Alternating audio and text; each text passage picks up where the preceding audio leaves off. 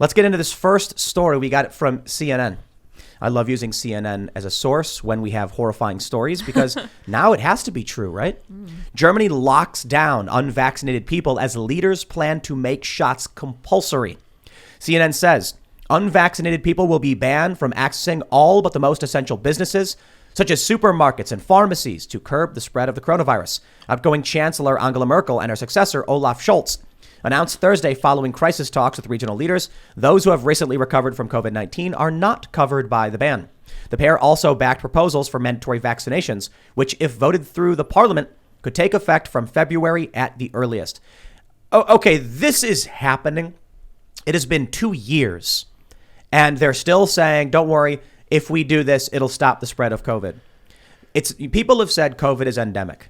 It's a part of our lives now. It'll be seasonal like the flu. Let me just add to that, the authoritarianism is now endemic as well.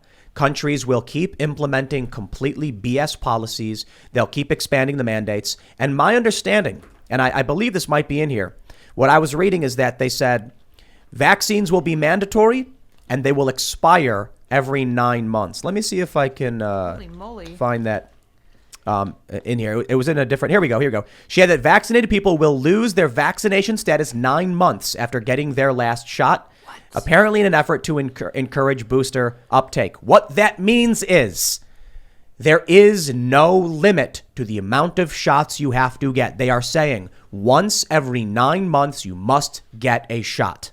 Welcome to the new world order, the new normal. And what was Einstein's definition of insanity? Because it seems like we're living it every single day. This is just crazy. There's these video footages. There's these photos coming out of people being segregated in a supermarket from being vaxxed and unvaxxed. There's police officers walking around rudely interrupting people's private dinners, rudely interrupting people's haircuts, being like, give me your gosh darn paperwork right now. I've been making my own German translations of them on my own YouTube channel, but that's a separate topic. But it's absolutely ridiculous to have a concept, an idea where the state needs to have you have your paperwork everywhere you go, not just your identification, your medical records, and to have permission from the state to live your life like a normal person. Who gave them this power? I didn't. John, something tells me that you're interested in freedom. The Foundation for Economic Education, right? Is that it? Yeah, no, we are. And if you look, like here's the thing. I'd oppose these even if they worked.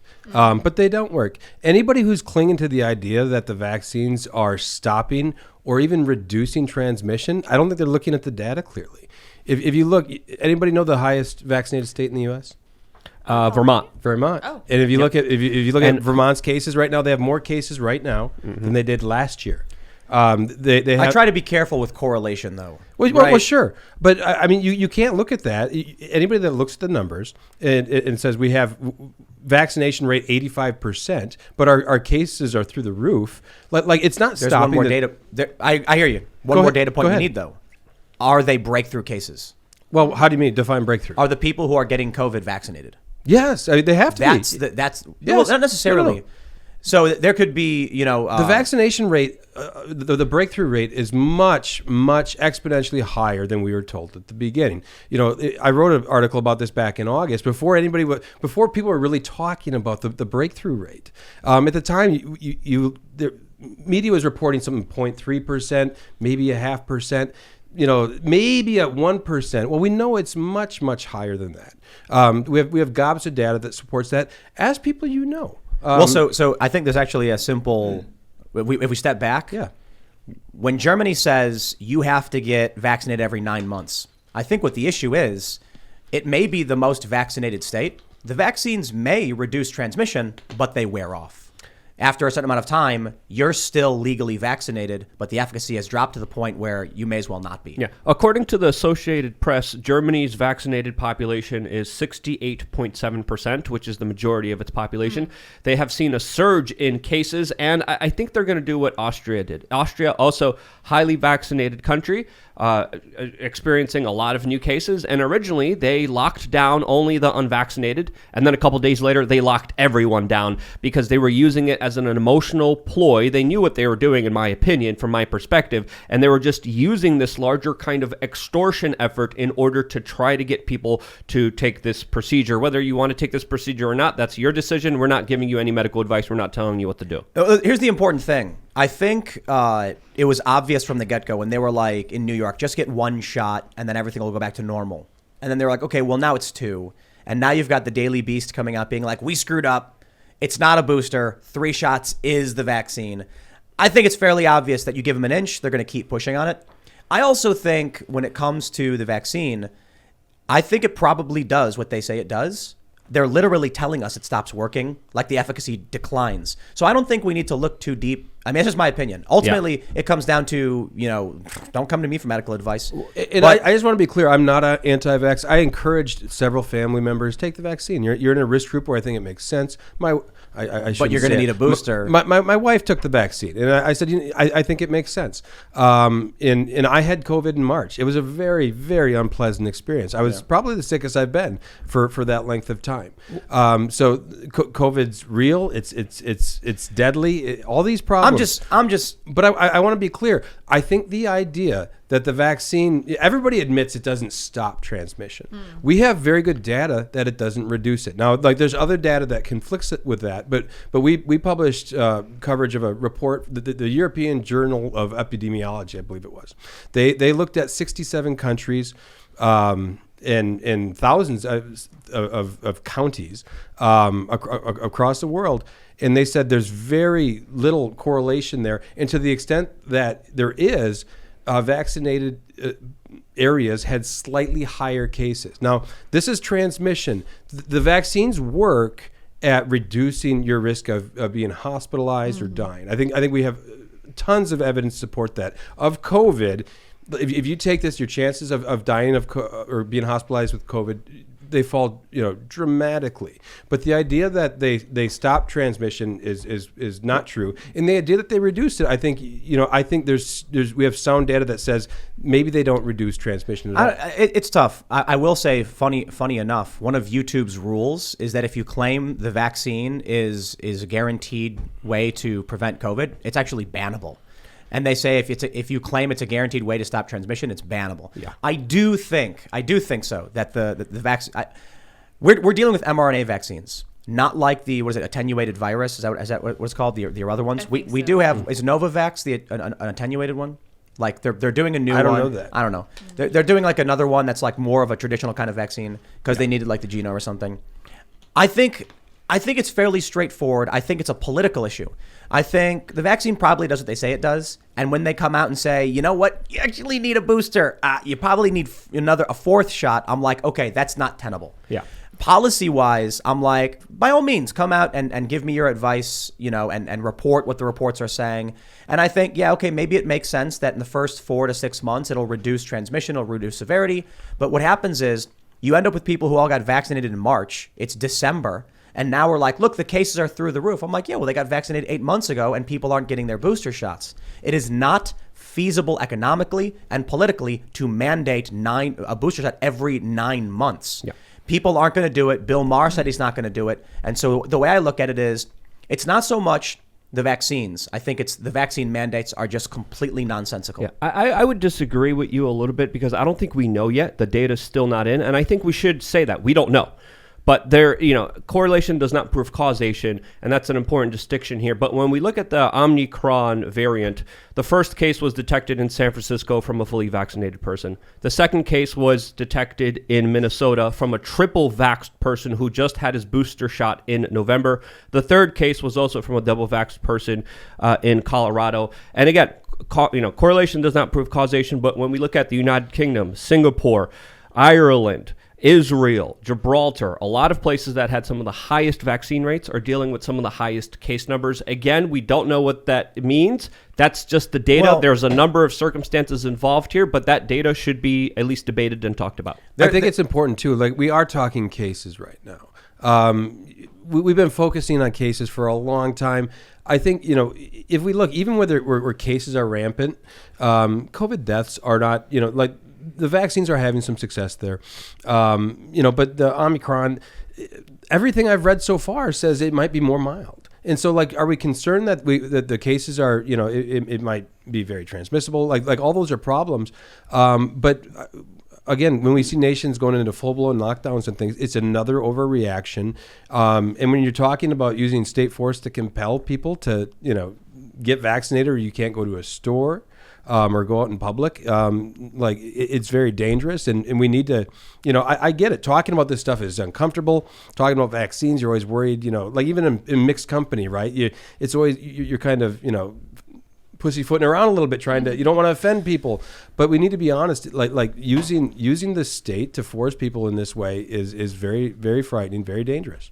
That's the issue for me. Is I say, like, I'm not a scientist, I'm a doctor, and it's the issue I have with it is it's so easy to be wrong, and you end up in a place where you're like, I read this report that says this, and then what do you do when you're actually sitting in front of someone who is a doctor, who is a scientist, and they're like, dude, you have no idea what you're talking about. I'm like, you know what? I got to be honest. You're right. But you know what I do know what I'm talking about when I'm talking about freedom? I'm a freedom expert. Policy-wise, this will not work. Centralization, command economies, all this stupid BS, mandated medical procedures, it doesn't work. Let's talk about what's going on in Australia again, because I love to. They have created camps. They have just, we did the story the other day. They arrested 3 teenagers who tested negative because they tried escaping from the camp. How is this making anything better? I don't think it is. I think it's making it worse, and I think this is what they want. They want to use a crisis to gain more control, and it's working, because I'll throw it back to when you asked the question about all these areas that have high vaccination rates but also high case rate. Population density correlates with politics and likelihood of infection. So New York, for instance, overwhelmingly blue, a higher vaccination rate, also a whole bunch of people jam-packed together in one of the densest populations in the world. And so the likelihood they're going to spread stuff and have, more contact with different strains of whatever virus, it's really, really high. So there's a correlation there. That's why I'm like, we got to be careful about playing correlation games, because but even that, Tim, is contested when you look at Vermont and Florida. Florida has a huge elderly population, huge major metropolitan areas, and it's a far more significant state that was more at risk than New York. But if you look at the case numbers per capita, Florida right now has the lowest case numbers, and they have no mask mandates, no vaccine mandates, no restrictions, no lockdowns compared to New York. And they also have completely different weather, and they also and different treatments, and they also have different treatments, and they also probably have herd immunity. Yes. So I certainly think the policy is the issue. This is the struggle I have with trying to argue math and science. I'm like, we don't need to. Florida's policy clearly works. You give people freedom. And sure enough, whoa, look at that. They provided monoclonal antibodies to people free of charge. You show up to a clinic, boom, you're all better. I got it. It worked for me. It's an emergency use authorization treatment. Then you look up at a lot of these other states. Some of them don't offer this, and they lock you down. And we saw this very early on when it came to the spread of this. What do you need? You need vitamin D, you need vitamin C, you need zinc, you need iron, you need all this stuff. People staying in their homes are more likely to circulate air. This is one of the studies that came out last year, like mid 2020. They said that people who were in the house were more likely to transmit this because they were more likely to be in close contact with people and have recycled air. No, I remember that study. Like, if you remember, like early in the pandemic, Andrew Cuomo, had one of his press conferences, and he was, just talking to the media. He said, what really surprised us is it's not frontline workers getting sick. It's not homeless people. He said it's people are getting sick in their homes. And well, sure enough, months later, we had some good hard data that shows the majority of people are infected in their own home. I want to know how many people sat in their house by themselves in between January 1st, 2020 and now. Sat in their house by themselves with a mask on. How many people? I'd be terrified to find out. Put a 1 in the things if you actually did that. Type 1 in the comments. No, they're going to say no. No one's going to hate on you. It's anonymous. No, but Ian, you're right. Yeah. I've seen people driving in their cars with masks on and they're by themselves. I'm just I did that once, and I will say I'm that guy because I had COVID, and I'm like, well, I don't want to. I'm driving to the doctor now. I had it for a week, and I'm like, well, what if I cough in the car or something? I'm like, so I had it. I'm that guy driving in my car with a mask on. I was like, I contracted COVID about a month ago, and it was pretty brutal. Like you were saying, I went through, after I got it out of my system, I had this like feeling like, well, I got a mask, so okay, I'm a little bit more protected. Like I felt that. But then like 10 hours later, the mask was all wet from my breath, and it was disgusting peeling it off my face. Ugh. And the thought of it protecting me had completely gone out the window at that point because it was dirty. I just realized everyone's spamming one in the chat. Yeah, they're all lying. You guys didn't wear your masks in your There's a lot of houses. Don't ones. troll on me. I'm just like, you know what? I don't believe this. Smash the like button Yeah, hit if that you like were button. wearing Yeah, that mask. ooh, There I you like go. that. If you wore it or not, smash that. Let's we gotta talk Before we go, about one crush last point I want to make, because there's something I think you said, Tim. And I saw it on Twitter recently. Gavin Newsom came out and he said, it pains me to say this, but this thing is seasonal. I don't know if you guys saw that, but Wow. but Newsom, Interesting. he came out and said it. And I'm like, well, a lot of smart people I know, like I wasn't quite willing to go there yet myself, but I was looking at charts, and you put them in, and you can see in different states and different areas, it looks like this is moving seasonally. And Newsom came out and said it. And so I think we need to accept the fact all there's everything we're trying to do to contain the virus. Nature is nature. It's moving. Yeah, There's five a times. There's a good it's point. burned across Earth. A good point about Florida. People right now are indoors for the winter in a lot of places. In Florida, they're outside. Yeah, where it's cold. And if you right? go Florida's super next nice and year, warm. Florida. If you look at Florida in July, August next year, you know what? Their numbers are going to be high again. Because everyone goes back inside for the air conditioning. That's my prediction. Right. Very I wonder how Let's- many we got- people let's- that are getting vaccinated for different variants. I don't think any of you guys can answer this question, and I would don't- I love. don't think- I don't think we know. I don't think there's a yet. vaccine for different variants. I think it's just one Yeah. vaccine. Well, the White House official stance on this new variant is you need to get vaccinated, you need to get boosted in order to deal with the Omicron variant, which the first preliminary cases are affecting vaccinated people. Dr. Fauci just came out today and said that you're going to have to get a vaccine once a year.